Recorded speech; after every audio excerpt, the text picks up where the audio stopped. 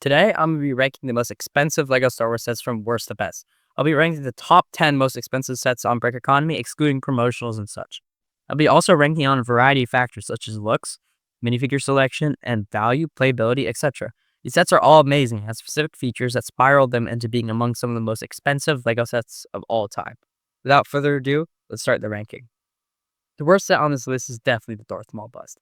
If you watch my all UCS rank sets video, you know that I'm not a fan of the set. Maybe if I own the set, I'd have a different opinion, but unfortunately, I'm too broke to afford it.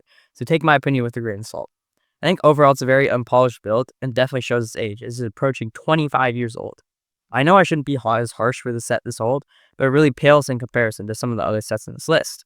I think that if it wasn't so creepy, then it would have been higher in my UCS video and maybe on this list.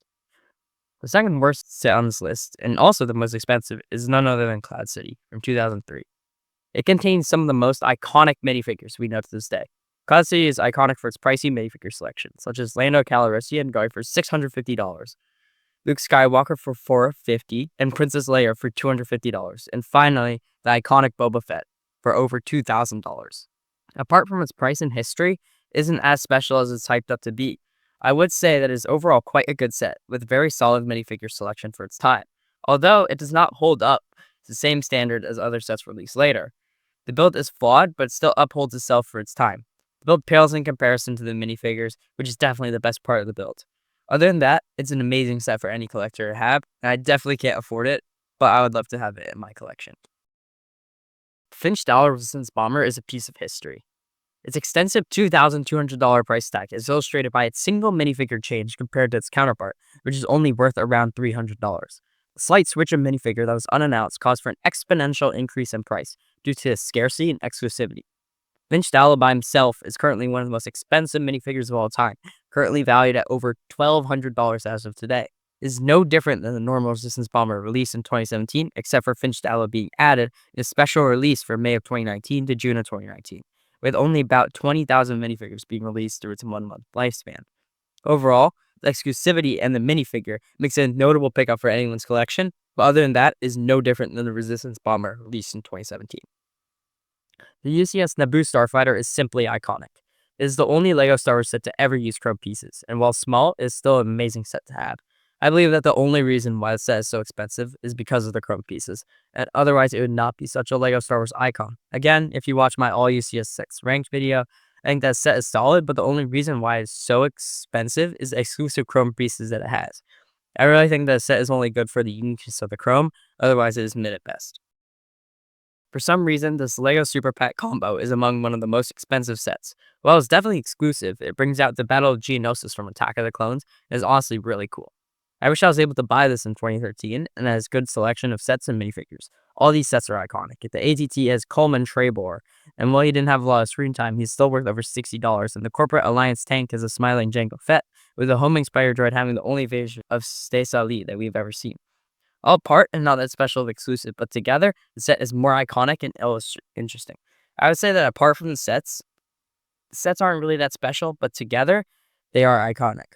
I would have liked to have it in my collection, but it isn't really as much of a loss as I am just getting all the sets separately. For number 5, we have this another super pack, but this time it is the Ghost and Phantom. I would say that this is the more interesting and the good super pack of them all. The fact that it has both the Ghost and Phantom, when they're released separately, allows for an iconic and valuable set to buy. Even now, the minifigures in the Ghost are worth a fortune, and the build is awesome and fully put together. It allows for us to experience both the sets in one box. I mean, these super packs are as cool combinations of sets that are grouped together to allow us to experience one section of Star Wars in one pack. The super pack is cool and unique set that everyone wants to have in their collection. The UCS Millennium Falcon released in 2005 is an icon of those years. Although I prefer its more recent version released in 2018, the old one holds a certain amount of charm. Its simplistic brick design brings out the detail in the model, and the nostalgic feel of the exposed bricks is simply amazing. It's simply one of the best looking sets that was released in that age. Compared to some of the other sets released during this time, is definitely the best looking one. If you want my opinions on it compared to other UCS sets and my overall opinions, go check out my all UCS ranked video again for further extended opinions. Overall, I think it is one of the best sets of its time, but I think some of these other sets are better in terms of looks, and compared to some of the sets presented later, it pales in comparison. I would say that it's overall a very solid set and an amazing set for anyone to have. The third best set of most expensive LEGO Star Wars sets of all time is definitely has to be the UCS Blockade Runner. Again, if you watched all my UCS sets ranked video, then you would know how much I love the set. I just think it looks so good and is everything that I would have expected out of a UCS Tantive 4. It looks good, it's polished, it uses good building techniques, and it's big. I'll say it's one of the best sets on this list without its few flaws. It's just old. It doesn't look as polished to today's standards, and it's simply ugly compared to some of the other sets released today. Although I would give it credit for the scaling and details, it blows every other iteration of Tantive 4 out of the water. It's just a solid set, but not the best one on this list.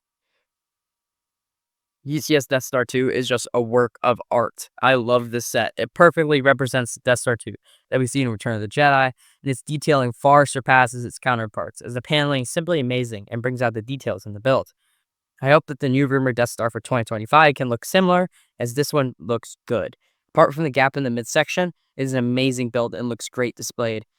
It is also just perfect in every way possible and a little bit too old by today's standards, but unfortunately I'm too broke to afford this set, as it's $3,000, but if I could, I would spend my last dime on it.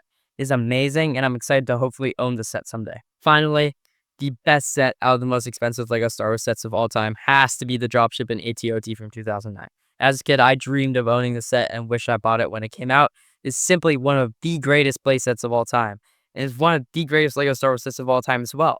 I would say it's the holy grail of LEGO Star Wars sets, always out of reach. I think it is amazing and certainly an influential piece.